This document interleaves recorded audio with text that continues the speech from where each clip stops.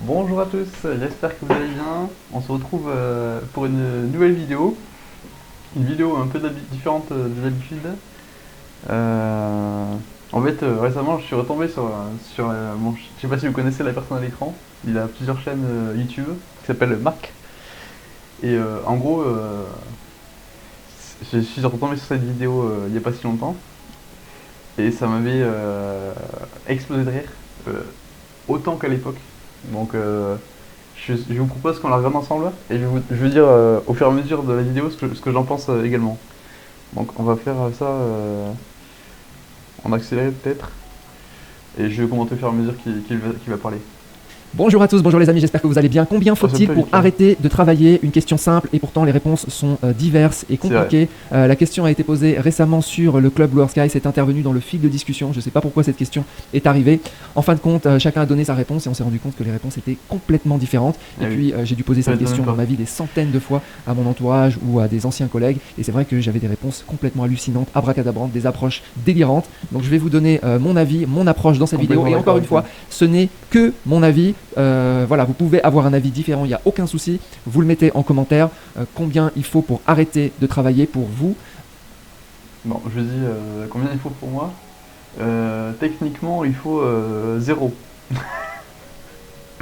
Mais à 0, comment dire, si on a 0, on va pas tenir très longtemps, quoi. Mais la vraie réponse, c'est 0 €. Voilà, ça c'est ma réponse à moi. Vous pouvez venir aussi sur le club Blue Sky en discuter. Je pense que c'est un sujet très intéressant, surtout pour ceux qui détestent leur travail, ce qui était mon cas. Donc voilà, parce que si vous aimez votre travail, évidemment, vous allez... Bon, ça me parle un peu moins quand même, parce que j'ai fait en sorte d'avoir un travail qui me plaît à peu près. Mais c'est vrai que parfois, tout ce temps que nous sommes, on a envie de tout bazarder et se dire putain, je me casse, au revoir quoi.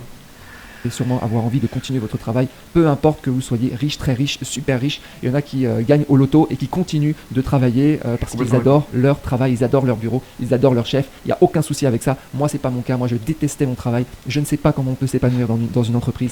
Je ne sais pas comment on peut s'épanouir avec un chef, avec un toit au-dessus de la tête, un bureau. Je ne sais pas. Je ne connais pas. Je n'ai pas la méthode. Je ne peux pas vous l'apprendre. Par contre, ici, sur cette chaîne, eh bien, on essaye de s'émanciper financièrement et de se libérer de l'esclavage, du salariat ou du freelance, peu importe, c'est la même chose. Alors, je vais vous donner, avant de vous donner mon avis sur ce sujet, combien il faut d'euros pour voilà, ne plus avoir à travailler et à subir l'oppression d'un chef. Bon, j'arrête là. Quels sont, donc avant de vous dire mon approche, on sent le trauma quand même, quelles sont les réponses les plus fréquemment données quand j'ai posé cette question? C'est pour ça que je fais cette vidéo aussi, parce que je me suis rendu compte sur le club qu'il y en a qui m'ont m'ont donné cette réponse. Je me rappelle, j'ai découvert cette chaîne à l'époque. En général, quand les gens ne se sont pas posé cette question, quasiment tous ces épisodes, c'est un plaisir ils vont vous répondre des choses complètement délirantes. Par exemple, combien il vous faut pour arrêter de travailler? Ils vont vous dire, oh, il me faudrait au moins 200 millions d'euros.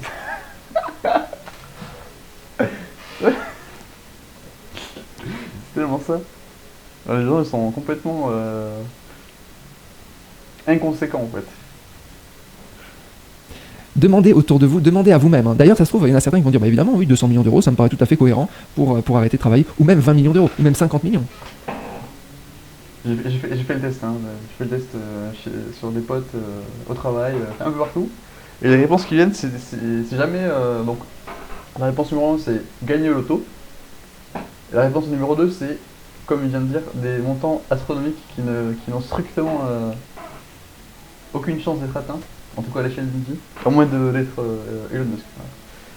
Voilà. Et ça sort souvent des 10 millions, 20 millions, 50 millions. Voilà, c'est... Je sais pas. Étonnant. Pourquoi pas? Mais j'ai peur que vous n'arrêtiez jamais de travailler, parce que l'ambition est très élevée. Alors il y en a qui vont dire, ah bah oui, mais c'est comme ça, on arrête de travailler seulement si on atteint un niveau super élevé.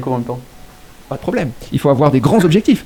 C'est-à-dire que d'un seul coup, quand on leur pose cette question, ils se mettent à se penser, à s'imaginer dans une vie à la Elon Musk et à se dire, oui, si j'arrête de travailler, c'est vraiment pour faire bénéficier à l'humanité de mes super pouvoirs. Bon, ouais. Je sais pas pourquoi les gens basculent. Quand on leur dit arrêtez de travailler, il faut vraiment que ça vaille la peine. Alors je sais pas s'ils aiment leur travail tellement que pour s'arracher à leur travail, pour s'émanciper de leur travail, ils ont besoin vraiment d'avoir une carotte énorme pour se dire oui, 200 millions d'euros, là ça va vraiment le coup. Sinon je continue à travailler pour 2000 euros par mois, ça me va très bien. Donc il y a soit d'un côté 200 millions, 50 d'ailleurs vous-même à vous poser la question. Millions, c'est la même chose. Ou d'un côté 2000 euros par mois, ils sont là. Non, je prends les 2000, il n'y a pas de souci. Les cartes type de zinzin quoi. Je reste. Non, donc soit en termes de patrimoine, donc il vous balance un chiffre hallucinant. Je suis sûr qu'il y en a qui vont me dire oui c'est normal, donc mettez en commentaire le chiffre pour vous, le patrimoine qu'il faudrait pour arrêter. Ou bien il vous invente un chiffre. Donc j'ai dit 0 euros. Techniquement il faut 0 euros pour arrêter. En patrimoine je pense, donc vraiment si on veut être sérieux au minimum, 0 euros, bon on va tenir 3 jours, au troisième jour on est mort de soif, voilà. Même pas en France, donc en vrai en France avec 0 euros on peut très bien survivre, il n'y a pas de souci. Mais si on va dans un autre pays ça risque d'être compliqué. Donc maintenant en termes de patrimoine, fonction d'où on est, je pense que si on est minimaliste, je dirais entre 200 et 300 000 euros. Et même on peut être en dessous, mais vraiment il faut être très minimaliste. Avec la règle des 4%, entre 200 et 300 000 euros, c'est largement suffisant. Chiffre délirant en termes de salaire. Ils vous disent oui, moi j'arrêterai de travailler, il me faudrait au moins 50 000 euros par mois. Ouais, minimum, sinon c'est pas. Puis là je leur dis mais attends, je comprends pas. Tu gagnes combien aujourd'hui? Non, aujourd'hui je gagne 1800 euros. Ah d'accord.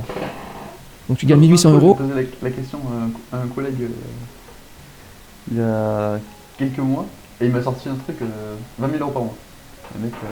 Et tu aimes ton chef? Non, je le déteste. Et par contre, pour le quitter, il te faudrait 50 000 euros par mois, sinon tu le quittes pas. Ouais. Non, il y a quelque chose d'incohérent, d'irrationnel là-dedans. Enfin, en tout cas, pour moi, c'est pour ça que je vais vous dire un petit peu mon approche. Alors, l'approche qu'on voit, l'approche la plus honnête, on va dire, et c'est celle finalement qui est la moins adaptée, du fait du caractère irrationnel de l'être humain et de ses biais cognitifs. Ok. L'approche normale, si on était rationnel, pour ceux qui sont rationnels d'ailleurs, ils peuvent utiliser cette approche, mais les gens rationnels, ça représente environ 1% des gens. Donc si vous êtes rationnel, vous vous demandez combien ai-je besoin? Complètement. Vous posez cette question honnêtement. Combien ai-je besoin? Si vous me répondez j'ai besoin de 200 millions d'euros, ça veut dire que vous n'êtes pas rationnel. Si vous me dites j'ai besoin de 50 000 euros, pas rationnel. Oubliez cette méthode, utilisez la prochaine approche que je vais vous proposer, parce que celle-là ne va pas convenir pour vous. Une fois que vous savez ça, donc normalement c'est combien ai-je besoin? Vous pouvez mettre en place des actions. Donc vous faites le bilan de tout ce que vous avez besoin, combien pour payer mon loyer, pour avoir un appartement, pour payer votre nourriture, vos voyages, vos machins, tout ce que vous voulez, vos femmes, etc. Donc vous avez vos besoins, vous faites votre liste, vous faites le bilan et vous me dites un chiffre. Mais attention, ce chiffre, faut pas raconter n'importe quoi. Ne racontez pas 50 millions d'euros. Pas possible. Enfin, c'est pas que c'est pas possible. Mais c'est que déjà vous ne seriez pas en train de me regarder sur cette chaîne si c'était le cas. Mais si vous voulez, je suis pas en train ici on n'est pas en train de devenir des Elon Musk. Hein. On est juste en train d'atteindre l'indépendance financière et c'est tout. Hein. C'est un gentil projet. Hein. Je vous rappelle quand même pour vous donner un ordre d'idée parce que des fois il faut remettre un peu de contexte. 1% des plus riches, des Français les plus riches, on est à un patrimoine de 1,5 million d'euros. Pour vous donner un ordre d'idée. Et pour vous donner un ordre d'idée, c'est que 90% des millionnaires en France ont entre 1 et 5 millions d'euros. Juste pour vous donner, pour cadrer le truc un petit peu. Pour sortir des 200 millions d'euros et de la vie d'Elon Musk, des super-héros et compagnie. Okay. Sinon, allez bosser chez Marvel, hein, si vous faites ce genre de... C'est intéressant, j'en profite, il parle de millionnaires. Est-ce que vous savez combien il y a de millionnaires en France en 2025? Bon, je vais pas vous faire dans longtemps. Il y en a environ 3 millions, il me semble, je crois. Quelque chose comme ça. Après, ça inclut surtout le patrimoine immobilier, qui représente la majeure partie de la richesse des gens, ce qui est normal. Mais voilà, c'est une stat assez intéressante. Je crois que c'est ça, combien de... Voilà, c'est ça, 3 millions. Et on est un des pays où il y en a le plus par rapport à la population, il me semble. Et devenir un vrai super-héros. Donc l'approche, combien ai-je besoin, ça devrait être l'approche normale. Et certains vont répondre 2000, d'autres vont répondre 3000, 4000, 5000, 6000, etc. Mais ils vont répondre quelque chose d'un minimum cohérent en ayant fait un calcul sur Excel, etc. Quelque chose de cohérent. En général, ça va tourner entre, allez, pour faire large, ça va tourner entre 2000 et 7-8 000. Voilà, on va tourner entre ça. C'est-à-dire que quelqu'un qui dépense au-delà, ça commence à être un peu bizarre. Voilà. Qu'est-ce qu'il fait avec son argent? Ensuite, donc ça c'est le premier point. Donc ça c'est l'approche de combien ai-je besoin. C'est-à-dire que quelqu'un qui dépense au-delà, c'est en ayant fait un calcul sur Excel, etc. Quelque chose de cohérent. En général, ça va tourner entre, allez, pour faire large, ça va tourner entre 2000 et 7-8 000. Voilà. Oui et non, parce que genre, le salaire médian il est à 2000 euros. On va tourner entre ça. C'est-à-dire 7 000, quelqu'un qui dépense au-delà, ça commence à être un peu bizarre. Qu'est-ce qu'il fait avec son argent? Ensuite, donc ça c'est le premier point. Donc ça c'est l'approche de combien ai-je besoin. Et chaque personne est différente, mais bon au final on va tous être à peu près dans la même tranche. Okay. Pour 90. Tu mets entre 2 et 8 000. Voilà. Pas 50 000. Okay. Donc, attention, ceux qui me disent 50 000, vous pouvez avoir de l'ambition, il n'y a pas de problème, mais vous sortez carrément du truc normal, quoi. C'est pas une vie normale. Moi vous me donnez 50 000 euros par mois, franchement je sais pas quoi en faire. Enfin, si vous me forcez à les dépenser, je vais les dépenser, pas de souci. Mais vraiment aucun intérêt, quoi. Vraiment zéro. Exactement. Ok. En même temps, moi j'ai toujours une vie un peu minimaliste, donc voilà. Mais ça me plairait même pas. Qu'est-ce qu'il y a? Je vais acheter un appartement avec 50 chambres, un château, avec des bonnes. Non mais on peut imaginer des vies comme ça, mais c'est pas du tout la vie que ma vie rêvée. C'est pas du tout ça. Voilà. Bref, donc ça c'est la mauvaise méthode, c'est de combien ai-je besoin, à moins que vous soyez rationnel. La bonne méthode, pour moi la seule méthode valable, si vous n'êtes pas rationnel, la majorité d'entre nous, vous vous demandez simplement quand est-ce que je vais avoir des revenus passifs, des revenus qui tombent tout seuls, des loyers, des dividendes, ce que vous voulez, qui remplacent les revenus que j'ai aujourd'hui à souffrir au bureau. Vous voyez? Alors, oui et non. Parce que pour moi, là il a sorti l'histoire des loyers. Pour moi, le loyer, c'est pas un revenu passif. Pas au même titre en tout cas qu'un ETF ou que la crypto ou l'immobilier. Pour moi c'est pas du passif. Donc si vous gagnez 3 000 euros au bureau et que vous vivez comme ça depuis des années, que vous vivez une vie normale, pour moi la bonne réponse c'est 3 000. À 3 000 vous avez exactement le même montant. Oui. Vous recevez donc en automatique le même montant que vous recevez. Je sais plus si on en parle après, mais pour moi en fait, c'est moins que ça. C'est moins que ça parce que si vous échangez 3000 euros de votre 3000 euros, d'accord, contre, je sais pas moi, si vous êtes donc 3000 euros, on est sûrement sur un cadre. Donc vous êtes au bureau, donc déjà vous êtes pas payé à l'heure, vous êtes payé la journée. Et donc vous êtes au bureau 5 jours sur 7. Et souvent c'est 8h, 19h. On va pas se mentir. On dit ouais, 9h, 17h, on est couilles, souvent c'est ça quoi. Vous recevez aujourd'hui de votre patron. Pour moi, l'équation s'arrête ici. Alors vous pouvez me dire oui, mais j'aimerais bien monter de niveau de vie. Certes, mais là il va y avoir une question d'arbitrage, c'est-à-dire combien d'années je vais passer pour pouvoir augmenter, pour pouvoir gagner beaucoup plus. Quand on travaille, on a aussi des coûts qui sont induits par le travail. C'est-à-dire que si on est habitué à plus un travail, on doit payer l'essence pour aller quelque chose de travail.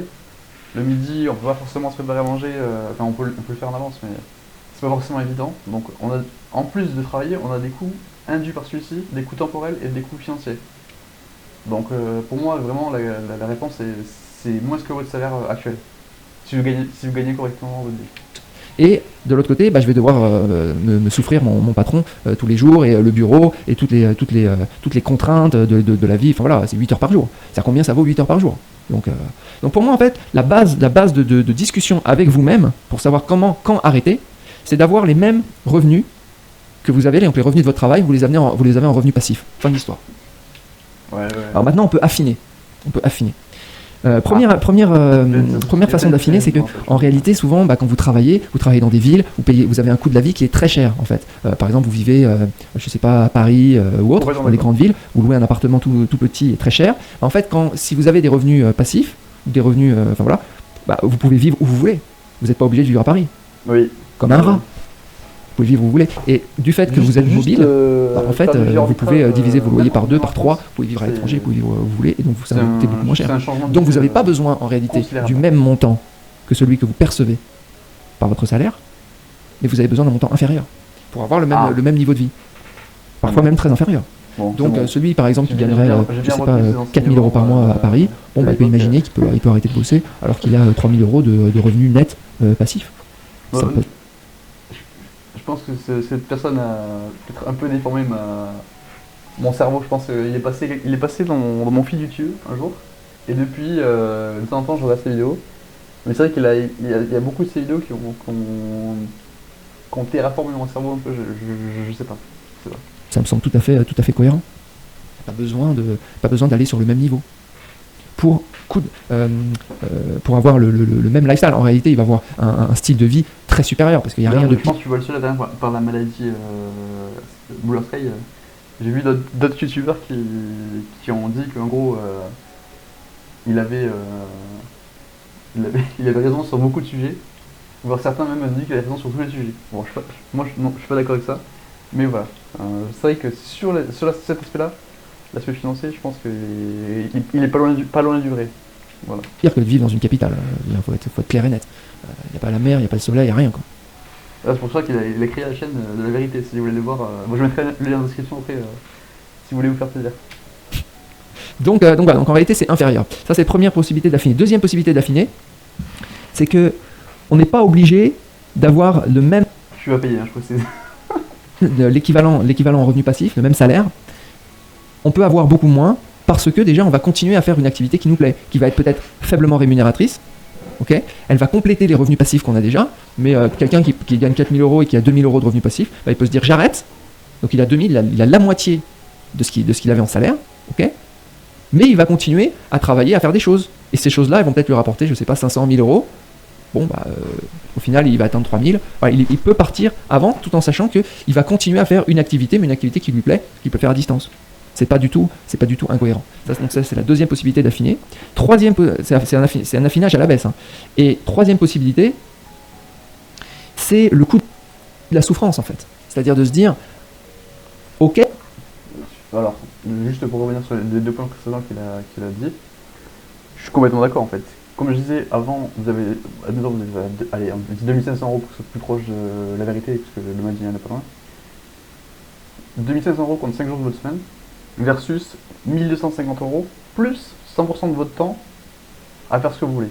Donc 1250 € passifs plus 100% de votre temps à je sais pas moi, admettons que vous aimez vous balader, vous pouvez très bien prendre une caméra, filmer vos balades, faire des explications sur des lieux historiques. Et je pense que très honnêtement, vous pouvez générer 100 à 200 € par mois facilement avec ce genre de... Bon, ça demande du travail, hein, peut-être même plus de travail que le travail salarié. Mais je pense que c'est faisable. Voilà. Et je gagne, je sais pas, 4 000 € en allant bosser tous les jours 8 heures par jour, mais en étant complètement libéré de ça et en étant en vacances, ça a une très grande valeur ajoutée. Au final, c'est quoi le coût de la souffrance de travailler au bureau, quoi? Ouais. Peut-être c'est 1 000 €, peut-être c'est 2 000 €. Donc il y en a qui vont carrément jeter l'éponge, un peu comme les gens posent leur DEM. Des gens qui vont partir alors qu'ils ont quelques revenus passifs. Mais c'est juste suffisant pour avoir une vie correcte. Mais ils sont très contents parce qu'ils ne voient plus la tronche de leur patron, de leur chef, les réunions, les machins, les bidules, le bureau. Si vous arbitrez, comme petit conseil comme ça, si vous arbitrez entre deux tafs, un taf où vous avez une souffrance immense, et vous gagnez, je sais pas, 200 € de plus que ou 200 ou 300 € de plus dans un travail où vous êtes senti super bien. Franchement, est-ce que 200 ou 300 € de plus, ça vaut votre santé? Santé mentale, santé physique? La réponse pour moi c'est non, en fait. Donc commencez déjà à arbitrer là-dessus. Parce que si vous êtes fatigué tout le temps, vous êtes déprimé, vous n'allez jamais avoir le courage chez vous de faire des trucs, quoi, ou même de juste vous intéresser à des choses qui vous tiennent à cœur, en fait. Moi j'avais le masque au bureau. Donc voilà les amis. Ok, donc c'était juste mon avis. Vous voyez l'approche un peu différente, une approche par clause de remplacement en fait, plutôt qu'une approche à de combien j'ai besoin, qui est l'approche on va dire standard, mais qui me semble assez. Quand je pose cette question, j'ai souvent des réponses tellement hallucinantes que je pense que simplement en disant ok, regardez votre vie actuelle. Si vous aviez plus à travailler en continuant la même vie, est-ce que c'est jouable? Et c'est un petit peu ça que j'ai voulu dont j'ai voulu parler dans cette vidéo. Voilà, n'hésitez pas à mettre en commentaire quel est votre point de vue. Il n'y a pas de souci à avoir un point de vue différent. Je vous souhaite une excellente journée. Je vous dis à bientôt. Ciao. Si aujourd'hui vous avez des connaissances, je vous passe la pub là. Donc je suis 100% d'accord avec tout ce qu'il a dit. Enfin la plupart de tout ce qu'il a dit. À quelques nuances près, comme j'ai pu vous le dire. Et voilà, donc je pense qu'on est pas mal là. Ah oui, 20 minutes. Bon, je vais arrêter là pour ce soir. J'espère que le format vous aura plu. Si vous en voulez d'autres comme ça, n'hésitez pas à me le dire, j'en ferai quelques-unes. Moi, dans tous les cas, je regarde des vidéos le soir. Donc, ça me fait très plaisir de partager ça avec vous. Allez, bonne soirée et portez-vous bien.